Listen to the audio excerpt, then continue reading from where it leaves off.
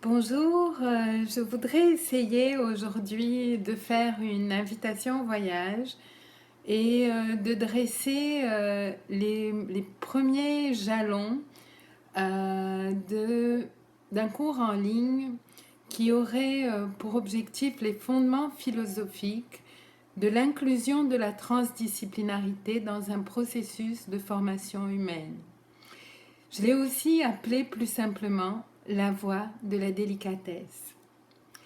En effet, l'inclusion dans la recherche universitaire des acquis de la transdisciplinarité semble se présenter comme une médiation essentielle pour favoriser le développement de l'humain.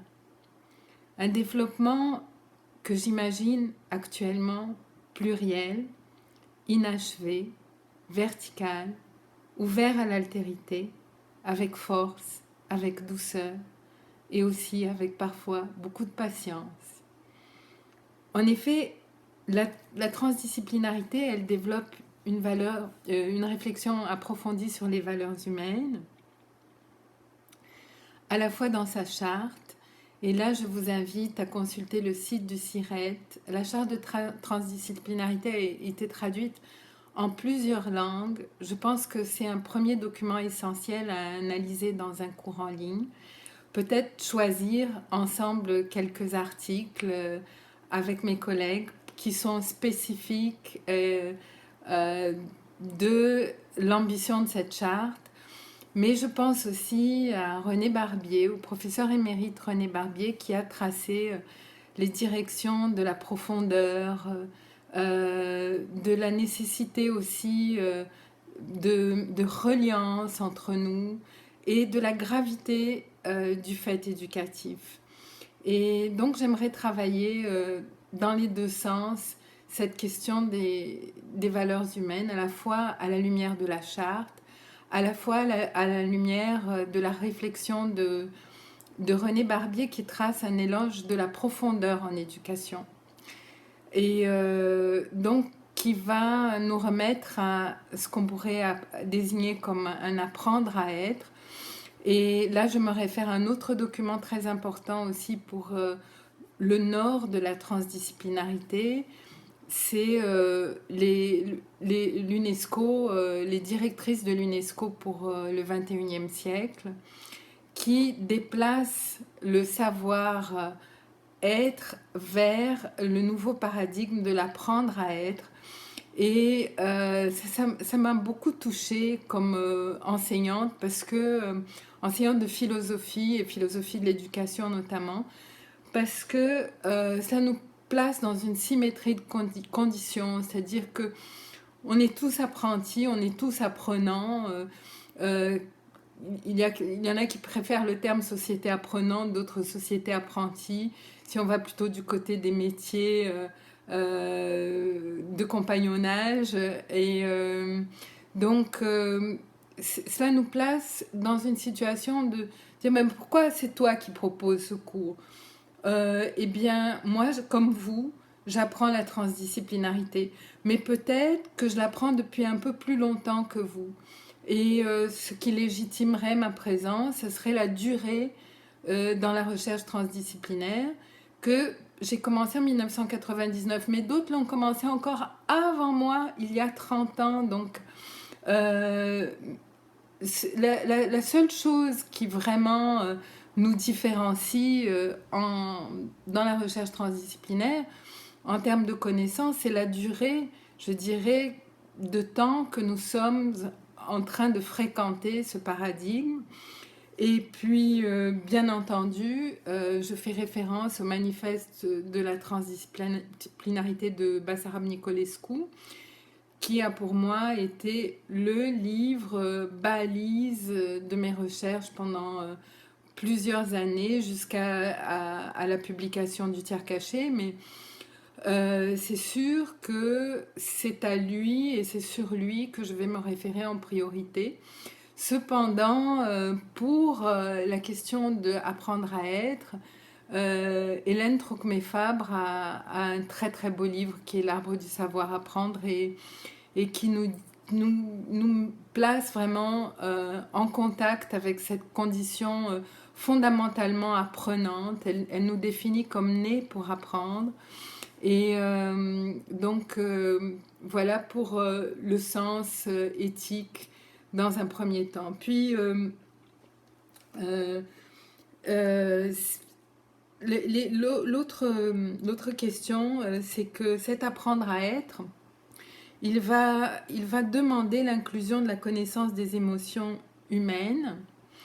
Et là, il y a un volet très nouveau dans la recherche transdisciplinaire qui va travailler la question des émotions, de la sensibilité, du cœur, par des voies de connaissances qui sont des voies des sagesses, des traditions culturelles qui traversent les différentes cultures. Et donc, on se penche aussi sur les émotions. Ça va nous remettre à une dimension de complexité de ces apprentissages qui ne sont pas simplement cognitifs, mais qui sont aussi de nature émotionnelle, expérientielle. Et donc, euh, aussi, on parle également de l'importance de l'interaction de la personne avec son environnement, son intériorité, dans un rapport qui va relever davantage de la maturation personnelle que d'une chronologie. C'est-à-dire que, bien sûr, je vais proposer un cours avec 6, 7, 8 unités. Là, je suis en train de dresser le nombre d'unités. Et je me réfère à tous les travaux déjà existants dans le champ de la transdisciplinarité. Mais c'est évident que donc nous aurons un chronogramme, nous aurons un temps, j'imagine d'une année, je pense de peut-être de septembre à août, en démarrant en 2020, septembre 2020 et en terminant à à la fin de l'année scolaire de 2021. Donc on aurait un chronogramme assez limité, mais c'est évident que le temps interne, le temps de maturation d'une connaissance diffère d'une personne à l'autre. Et peut-être que au bout de 2 mois, il y a des personnes qui vont déjà produire beaucoup de choses. Puis peut-être qu'au bout d'un an, il y a des gens qui vont se dire c'est pas suffisant et j'ai besoin d'en savoir plus et j'ai besoin de davantage de temps. La temporalité est très différente pour chacun parce qu'on tient en compte de la temporalité interne et pas simplement du chronogramme, c'est-à-dire des moments opportuns pour chacun, de ce on va nommer en grec le kairos, le moment opportun, ce que Philippe Mérieux a pointé comme le moment pédagogique, le momentum, c'est-à-dire le jour où l'on décide que oui, ça y est, comme dirait René Barbier, on est capable de faire une autorisation noétique, de se donner la liberté de d'oser une voie personnelle dans la transdisciplinarité. Donc, au niveau du chronogramme, j'ai un chronogramme, mais j'ai bien conscience des limites d'avoir un chronogramme. L'éthique relue à la lumière de la transdisciplinarité, et elle est une rencontre avec l'altérité et son infinitude. Donc altérité de notre intériorité, altérité de notre environnement, de nos partenaires de recherche. Elle souligne ainsi l'importance de ce que Gaston Pinault a appelé une auto-hétéro-éco-formation pour la recherche universitaire. Je fais aussi référence aux travaux de Pascal Galvani et aussi de mon mari Patrick Loisel qui a beaucoup travaillé le paradigme personne-environnement dans le milieu médical notamment et en observant comment l'environnement peut être un environnement, je dirais, pathologique ou salvateur pour la personne. Il y a des environnements qui peuvent nous rendre malades, comme il y a des environnements qui peuvent être salvateurs et nous permettre de nous maintenir en vie, de nous tenir debout ensemble. Le paradigme transdisciplinaire s'appuie donc sur 3 axes de recherche très approfondis par de nombreux chercheurs et tous ces textes sont consultables sur le site du CIRET depuis une bonne trentaine d'années. Donc certains ont commencé il y a 1 an, certains il y a 5 ans, certains il y a 10 ans, certains sont déjà hélas décédés et ont un legs considérable à nous offrir. Donc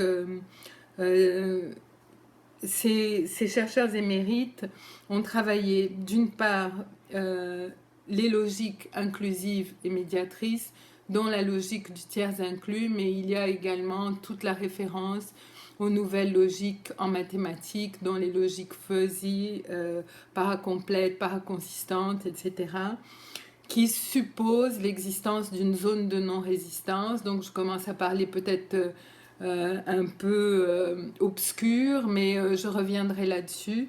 Et l'existence également de plusieurs niveaux de réalité dans une problématique. Là, le docteur Patrick Paul a énormément travaillé cette question des niveaux de réalité avec aussi Américo Sommerman au Brésil. Donc, comme je vous dis, le site du CIRET il présente une bibliographie impressionnante à ce sujet. Le cours donc est en préparation sur ces 3 axes. Complexité, logique du tiers inclus et nouvelle logique, zone de non-résistance, et puis troisièmement, les niveaux de réalité.